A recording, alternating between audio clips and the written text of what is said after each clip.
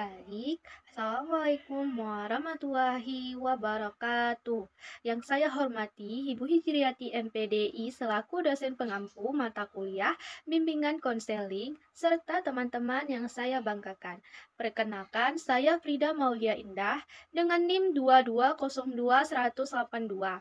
Pada kesempatan kali ini, izinkan saya menyampaikan sebuah presentasi dengan judul Peran Guru sebagai Konselor dalam Bimbingan Belajar.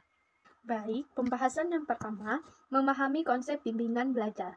Bimbingan belajar adalah proses sistematis dan berkelanjutan yang dirancang untuk membantu siswa mengembangkan potensi akademik, mengatasi kesulitan belajar, dan mencapai tujuan pendidikan mereka. Ini bukan hanya tentang memberikan les tambahan atau mengulang materi pelajaran. Sebaliknya, bimbingan belajar mencakup berbagai aspek, mulai dari identifikasi gaya belajar individu, pengembangan strategi belajar yang efektif, manajemen waktu, hingga penanganan kecemasan yang termotivasi belajar. Bimbingan belajar juga bertujuan untuk menanamkan kemandirian kepada siswa. Tujuannya bukan hanya untuk memecahkan masalah saat ini, tetapi untuk membekali siswa dengan keterampilan yang mereka butuhkan untuk menjadi pembelajar seumur hidup yang mandiri dari adaptif. Ini mencakup kemampuan untuk melakukan refleksi diri, menetapkan tujuan yang realistis, dan mencari sumber daya ketika mereka menghadapi hambatan. Baik, selanjutnya pentingnya bimbingan belajar bagi siswa. Bimbingan belajar memegang peranan krusial dalam perjalanan pendidikan siswa. Melampaui sekedar pencapaian nilai akademik, peran utamanya adalah membantu siswa mengatasi berbagai hambatan yang dapat menghambat kemajuan mereka, baik itu kesulitan dalam memahami konsep tertentu, kurangnya motivasi, atau bahkan masalah pribadi yang memengaruhi konsentrasi belajar. Nah, yang pertama, meningkatkan prestasi akademik. Dengan bimbingan yang tepat, siswa dapat mengembangkan strategi belajar yang lebih efektif, meningkatkan pemahaman materi, dan akhirnya meraih nilai yang lebih baik. Ini teknik mengingat pemecahan masalah dan keterampilan berpikir kritis. Yang kedua, mengatasi kesulitan belajar. Guru sebagai konselor dapat mengidentifikasi akar masalah kesulitan belajar, seperti gaya belajar yang tidak sesuai atau kesenjangan pengetahuan, lalu menyediakan intervensi yang disesuaikan. Yang ketiga, meningkatkan motivasi dan kepercayaan diri. Dukungan emosional dan pengakuan atas usaha siswa dapat memupuk motivasi intrinsik dan membangun kepercayaan diri, membuat mereka lebih proaktif dalam proses belajar. Yang terakhir, mengembangkan keterampilan hidup. Selain akademik, bimbingan belajar juga membekali siswa dengan keterampilan penting seperti manajemen waktu, disiplin diri, resiliensi, dan kemampuan memecah masalah yang akan berguna sepanjang hidup mereka. Pembahasan selanjutnya, peran guru dalam proses pembelajaran. Ada beberapa peran guru dalam proses pembelajaran. Yang pertama, penyampaian pengetahuan. Menyampaikan materi pembelajaran sesuai kurikulum, menjelaskan konsep-konsep baru dan rumit, menyediakan fakta dan informasi yang relevan. Selanjutnya ada penilai dan evaluator, menguji pemahaman siswa melalui ulangan dan ujian, memberikan nilai dan umpan balik terkait kinerja akademik, memastikan siswa memenuhi standar kelulusan. Manajer kelas menegakkan disiplin dan aturan di dalam kelas, mengelola waktu belajar dan kegiatan belajar, menciptakan lingkungan belajar yang terstruktur, dan yang terakhir, perencanaan pembelajaran, menyusun rencana belajar dan materi ajar, memilih metode pengajaran yang sesuai, mempersiapkan sumber daya dan alat bantu mengajar. Peran-peran ini penting. Model ini seringkali memperlihatkan aspek individual siswa seperti gaya belajar, motivasi intrinsik, atau tantangan emosional yang dapat mempengaruhi kemampuan belajar siswa. Interaksi yang lebih personal dan dukungan yang disesuaikan seringkali terbatas karena fokus pada cakupan kurikulum yang luas dan manajemen kelas secara keseluruhan. Baik, selanjutnya peran guru sebagai pendamping dan konselor. Dalam menghadapi kompleksitas tantangan belajar siswa modern, peran guru mengalami transformasi signifikan dari sekadar penyampaian ilmu atau menjadi pendamping dan konselor.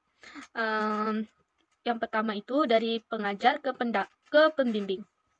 Guru tidak hanya lagi menyampaikan materi, tetapi membimbing siswa dalam menemukan cara belajar terbaik mereka. Ini termasuk membantu siswa mengidentifikasi gaya belajar, mengembangkan strategi efektif, dan membangun kemandirian. Yang kedua, dari penilai ke pendukung. Eh, Menilai hasil akhir, guru kini berfokus pada proses dan memberikan dukungan mereka membantu siswa mengatasi kegagalan sebagai peluang belajar yang merayakan setiap kemajuan. Yang ketiga, dari disipliner ke konselor. Guru tidak hanya menegakkan aturan, tetapi juga memahami akar masalah perilaku atau kesulitan belajar. Mereka mendengarkan dengan empati, memberikan ruang bagi siswa untuk berekspresi dan menawarkan saran konstruktif. Yang keempat, dari satu arah ke kolaboratif. Hubungan guru siswa menjadi lebih dua arah dan kolaboratif. Guru bekerja sama dengan siswa, orang tua, dan kadang-kadang profesional lain untuk menciptakan sistem dukungan yang komprehensif. Terus selanjutnya, keterampilan konseling esensial bagi guru. Ada beberapa keterampilan konseling esensial bagi guru. Yang pertama, mendengarkan aktif. Yang kedua, empati. Yang ketiga, keterampilan bertanya. Yang keempat, penyelesaian masalah kolaboratif. Dan yang terakhir, membangun hubungan rapor. Baik, selanjutnya strategi implementasi bimbingan belajar yang efektif. Mengintegrasikan peran konseling ke dalam praktis mengajar membutuhkan strategi yang terencana dan adaptif. Guru dapat menerapkan berbagai pendekatan untuk memastikan bimbingan belajar menjadi bagian integratif dari pengalaman pendidikan siswa, bukan hanya sebagai tambahan keberhasilan implementasi, bergantung pada konsistensi dan personalisasi. Nah, strateginya yang pertama, identifikasi dini dan asesmen kebutuhan. Yang kedua, penyusunan rencana bimbingan individual. Yang ketiga, sesi bimbingan individu dan kelompok kecil. Yang keempat, kolaborasi dengan orang tua dan pihak lain. Yang kelima, monitoring dan evaluasi berkelanjutan. Menerapkan strategi ini, guru dapat secara proaktif memberikan dukungan yang diperlukan menciptakan lingkungan belajar yang lebih inklusif dan membantu siswa mencapai potensi maksimal mereka. Nah, selanjutnya tantangan dan solusi dalam peran guru sebagai konselor. Yang pertama, tantangan keterbatasan waktu. Yang kedua, kurangnya pelatihan formal. Yang ketiga, beban kerja yang tinggi. Yang terakhir, batas profesional. Selanjutnya, solusi yang dapat diterapkan. Yang pertama, integrasi dalam pembelajaran. Yang kedua, pelatihan dan pengembangan profesional. Yang ketiga, dukungan kolaboratif. Yang keempat, pemanfaatan teknologi. Dan yang kelima, sharing guru dan berbagi praktik baik.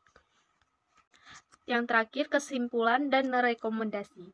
Peran guru sebagai konselor dalam bimbingan belajar bukan lagi sekedar pelengkap, melainkan komponen vital dalam menciptakan ekosistem pendidikan holistik dan suportif.